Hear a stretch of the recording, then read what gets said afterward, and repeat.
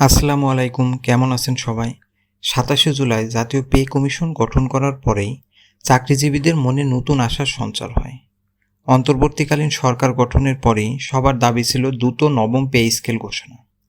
বাংলাদেশের বিগত পে স্কেলগুলোর দিকে তাকালে আমরা দেখব, সাধারণত একটি পে স্কেল ঘোষণার ৫ থেকে ৭ বছরের ভিতরেই নতুন পে স্কেল পেয়েছে সরকারি চাকরিজীবীরা। সর্বশেষ ২০১৫ সালে পে স্কেলে বেসিক প্রায় দ্বিগুণ করা হয়। উদাহরণ হিসাবে বলা যায়, প্রথম শ্রেণী অর্থাৎ নবম গ্রেডের বেসিক ছিল ১১,০০০ টাকা, সেটা ২০১৫ সালে ২২,০০০ করা হয়। এছাড়া প্রায় সকল গ্রেডেই বেসিক দ্বিগুণ করা হয়। এরপর প্রায় ১০ বছর অতিবাহিত হয়। জিনিসপত্রের দাম দ্বিগুণ তিনগুণ হলেও চাকরিজীবীদের নতুন পে স্কেল ছিল না। সরকার স্পেশাল বেনিফিট দিলেও সেটা প্রয়োজনের তুলনায় অপ্রতুল ছিল। এরপর অন্তর্বর্তীকালীন সরকার ক্ষমতায় আসার পর চাকরিজীবীদের নতুন পে স্কেল আশা করে সরকারের কাছে। অর্থ উপদেষ্টা পে স্কেল দেওয়ার ঘোষণা দিলেও কোনো এক অদৃশ্য কারণে কিছুদিন পর তাও অস্বীকার করে। অবশেষে সরকার পে স্কেল দেওয়ার চূড়ান্ত ঘোষণা দেয় এবং জাতীয় পে কমিশন গঠন করে ২৭শে জুলাই। ওই কমিশন বিভিন্ন পেশাজীবীদের মতামত নেয়। এছাড়া আমরা বিগত দিনে দেখেছি ঢাকা বিশ্ববিদ্যালয় বা বাংলাদেশ সেনাবাহিনীর পক্ষ থেকেও তারা বেতন কাঠামো প্রস্তাব করে।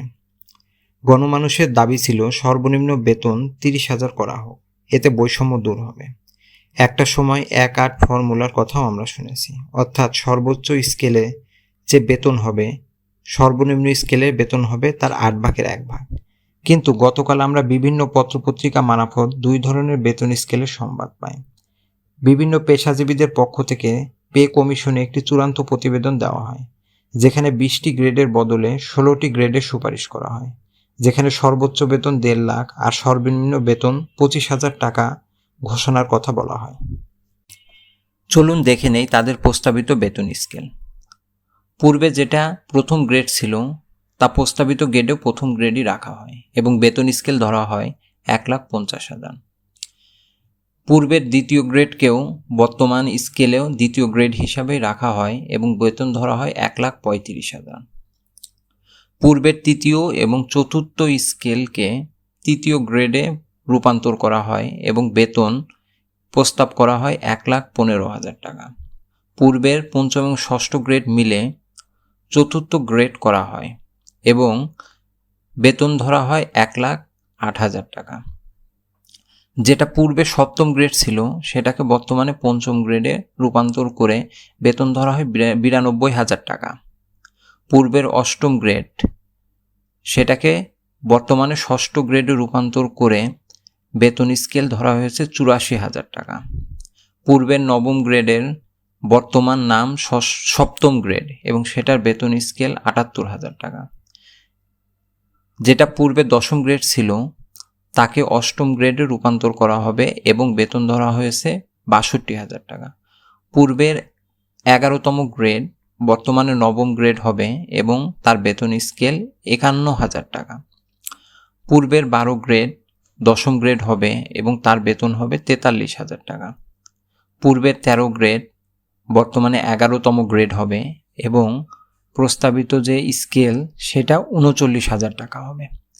পূর্বের ১৪ এবং ১৫ গ্রেড মিলে ১২তম গ্রেড হবে এবং বেতন স্কেল ৩৫,০০০ টাকা হবে। পূর্বের ১৭ এবং ১৬ গ্রেড মিলে ১৩তম গ্রেড হবে এবং সেটার বেতন স্কেল হবে ৩১,০০০ টাকা। পূর্বের ১৮ গ্রেড বর্তমানে ১৪তম গ্রেড হবে এবং তার বেতন হবে ২৯,০০০ টাকা। পূর্বের ১৯তম গ্রেডকে বর্তমানে ১৫তম গ্রেড রূপান্তর করা হবে এবং সেটার বেতন স্কেল হবে ২৭,০০০ টাকা। আর পূর্বের ২০তম গ্রেড হবে ১৬তম গ্রেড, যেটার বেতন স্কেল ২৫,০০০ টাকা নির্ধারণ করা হয়েছে। অন্যদিকে জাতীয় বেতন কমিশন ২০টি গ্রেডই বিদ্যমান রেখে একটি পে স্কেল ঘোষণা করেছে, যেখানে সর্বোচ্চ বেতন ১,৫০,৫৯৪ টাকা, সর্বনিম্ন বেতন হবে ১৫,৯২৮ টাকা। চলুন দেখে নেই তাদের প্রস্তাবনা অনুযায়ী কোন গ্রেডে কত বেতন পাবে।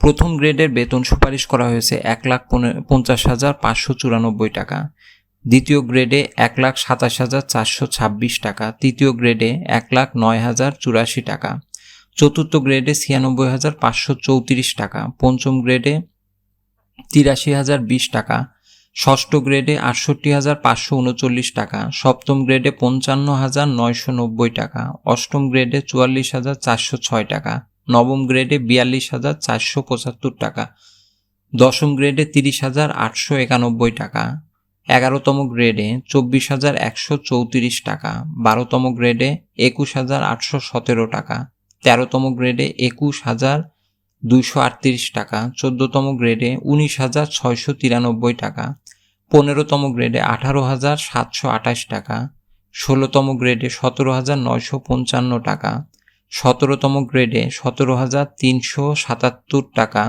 ১৮তম গ্রেডে ১৬,৯৯০ টাকা, ১৯তম গ্রেডে ১৬,৪৪১ টাকা আর ২০তম গ্রেডে ১৫,৯২৮ টাকা সুপারিশ করা হয়েছে। এদিকে জাতীয় বেতন কমিশন ২০ অক্টোবর সচিবালয়ে সরকারি চাকরিজীবীদের ৫টি অ্যাসোসিয়েশনের সাথে বৈঠক করে।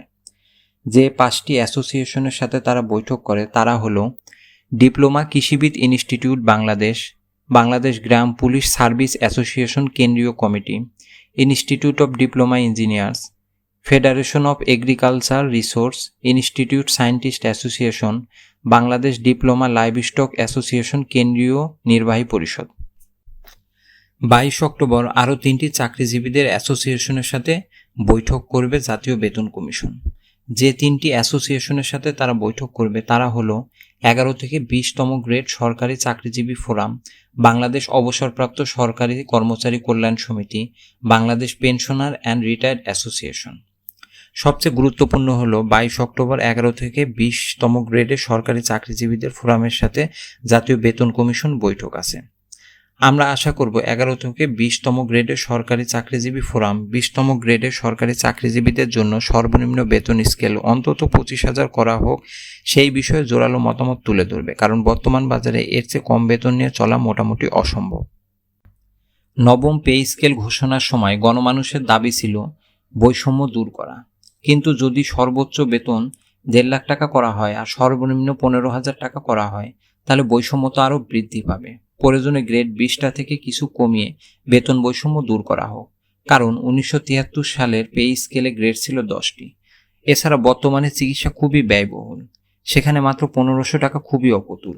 তাই চিকিৎসা ভাতা সময়ের সাথে তাল মিলিয়ে সরকার বৃদ্ধি করবে, এটাই সরকারের কাছে সবাই আশা করে।